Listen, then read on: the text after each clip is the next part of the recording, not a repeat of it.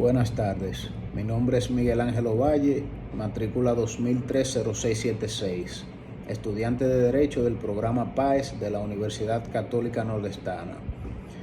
En este video estaremos tratando el primer capítulo de 12 sobre la materia Introducción General al Derecho. El primer capítulo trata sobre el derecho, origen y definición. En la primera pregunta hay definiciones del derecho, entre las que encontramos con las fuentes bibliográficas aportadas por el profesor en un libro que pude obtener del doctor Franklin García Fermín. Él en su libro explica que el origen de esta palabra viene del vocablo latín directum, que es un neutro sustantivo del adjetivo directus, que eso quiere decir dirigir, conducir, y le da una idea de dirección, rectitud, disciplina y conducción. También en este libro, el doctor Franklin García Fermín define el derecho como una ciencia social que tiene como objeto el estudio y del comportamiento de las personas dentro de la sociedad, orientando y dirigiendo las relaciones de esas personas entre sí, tanto dentro del aspecto objetivo y obligatorio que ha de regir la vida humana, como el conjunto de prerrogativas que posee cada persona para actuar dentro de la sociedad. Otra definición de otro libro de texto, el doctor Salvador Jorge Blanco define el derecho como la palabra que expresa la idea de rectitud, dirección o disciplina. También como un conjunto de reglas que rigen las relaciones de los hombres en una comunidad política determinada. En el punto 2 tenemos lo que es el derecho objetivo y el derecho subjetivo. El derecho objetivo es un conjunto de normas provistas de sanciones que regulan las relaciones de los seres humanos en sociedad, sin importar su raza, religión, estrato social, etc. Eso es un derecho que se aplica en un momento determinado en un país.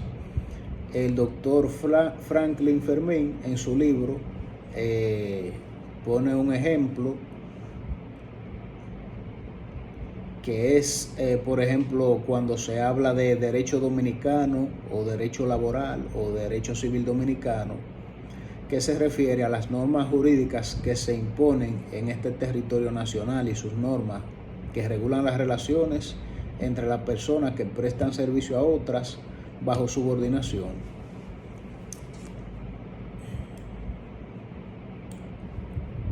El propósito de este derecho objetivo es que se conviva felizmente en sociedad.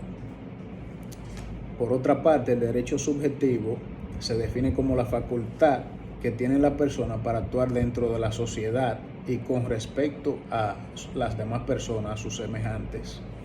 El ejercicio de ese derecho depende del sujeto y de su voluntad, que decidirá hacer valer o no los derechos que tiene. Poner en movimiento un conjunto de prerrogativas del que es titular y donde el derecho objetivo le reconoce esas facultades hasta terminar con la intervención de la autoridad en caso de que sea necesario. El propósito de este derecho es proteger el desarrollo de la actividad individual de cada persona frente a situaciones particulares que se pueden encontrar en una persona en relación a ese derecho. Esas actividades no pueden perjudicar los intereses de la colectividad. Un ejemplo de esto es cuando se hace referencia a yo tengo derecho a demandar a mi cónyuge, que se refiere a una situación en la que se puede encontrar una persona y donde hará valer el derecho que tiene a fin de que se le reconozcan esos derechos. En el punto 3 tenemos lo que son derechos sustantivos y derechos adjetivos. El derecho sustantivo es el conjunto de derechos y obligaciones para los ciudadanos de un territorio durante un tiempo determinado, que se encuentra recogido en normas, leyes y reglamentos y se utiliza como sinónimo de derecho objetivo. El conjunto de derechos y obligaciones que regulan la vida cotidiana de las personas y se encuentra recogido en códigos legales, así como el Código Civil, el Código Penal y el Código Mercantil. También se le conoce como derecho de fondo, que establece los verdaderos derechos y obligaciones que rigen la vida de todos los ciudadanos. Entonces, el derecho objetivo lo tenemos que es el que establece las normas que rigen las actividades de los ciudadanos ante la actividad judicial. No establece ningún derecho o obligación de fondo como lo hacía el otro. El derecho a la libertad, a casarse o a la prohibición de robar, eso no es un derecho adjetivo, sino sustantivo. En cambio, el derecho a uno recurrir una sentencia en apelación durante un plazo determinado, eso es un derecho adjetivo. En el punto 4 tenemos lo que es la clasificación del derecho público y privado. Primero tenemos que el derecho público encierra un conjunto de relaciones del Estado con los demás estados o organizaciones públicas y del Estado con los particulares. Regula la organización del Estado y las relaciones en que entra en juego y pertenece a la clasificación de derecho objetivo. La clasificación del derecho público se clasifica en derecho penal, derecho procesal, derecho constitucional, derecho electoral, derecho administrativo, derecho financiero, derecho fiscal, derecho tributario, derecho internacional público americano, derecho agrario, derecho militar, entre otros. Y en cuanto al derecho privado, lo tenemos como el que rige las relaciones de los particulares entre sí. Representa un conjunto de disposiciones que regula las relaciones entre particulares y entre la colectividad pública y los particulares cuando aquellas obran en la misma condición que estos. El derecho privado vive bajo la tutela del derecho público y sin derecho público no es posible el derecho privado. Este encuentra amparo en las normas del derecho público y se clasifica en derecho civil, derecho procesal civil, derecho comercial, derecho internacional privado, derecho marítimo, derecho internacional de trabajo. En el punto 5 tenemos lo que son la escuela espiritualista y la materialista. El principio del espiritualismo es un principio del derecho civil que establece que el consentimiento, por ejemplo, en los contratos o en lo que se dé legalmente, es el elemento contractual más importante y que determina la perfección del contrato.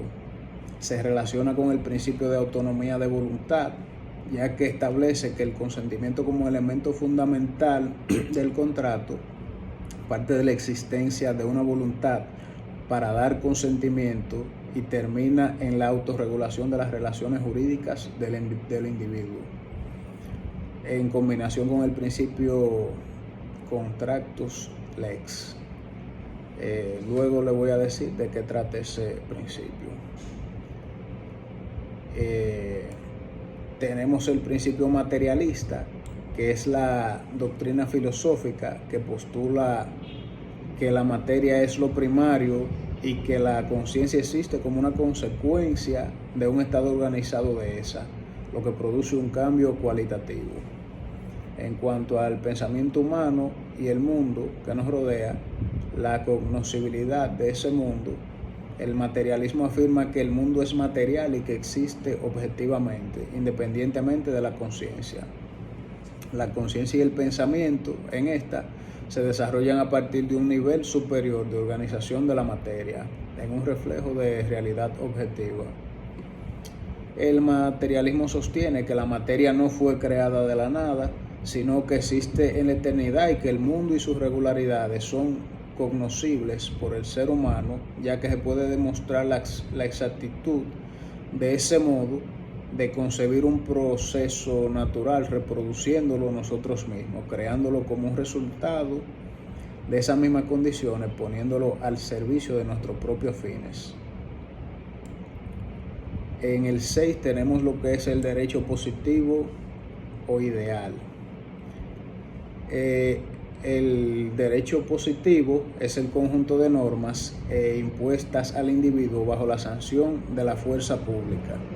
Ese derecho tiene su razón de ser en la voluntad del poder público, quien lo elabora por medio de organismos competentes, respaldándolo con su autoridad o fuerza material para hacerlo cumplir.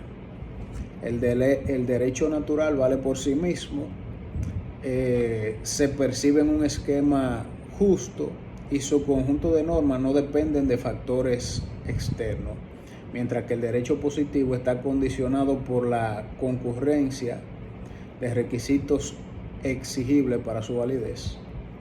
El derecho natural o ideal es un derecho que es inalienable del ser humano, que sirve de base para todas las concepciones que han ampliado su teoría, tomando el derecho natural como un fundamento principal para el desarrollo de estas. El derecho explica su existencia desde un ámbito moral, dependiendo directamente de la voluntad de las personas, y solo obliga a la conciencia de esto sin ningún tipo de intervención o autoridad.